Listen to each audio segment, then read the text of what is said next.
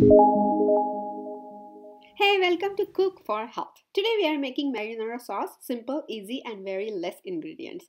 Heat olive oil in a pan and add minced garlic, add bay leaf and chopped onions. Go ahead and saute them. Now chopped carrots and celery sticks. Cook them for 3 to 5 minutes. You can also add Italian seasoning and some basil and oregano. So I have added a pinch of basil and oregano later. I have used canned puree, so we are going to add 3 cups of canned puree now. So for this, you can also use fresh ones. So just make sure that you just take away the skin before adding the tomatoes. And also 2 cups of diced tomatoes.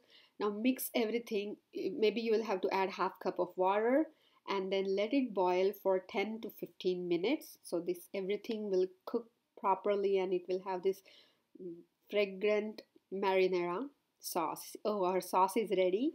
I'm adding fresh thyme now, and the marinara sauce, the chunky marinara sauce is ready. Enjoy this with any kind of pasta. Thank you for watching.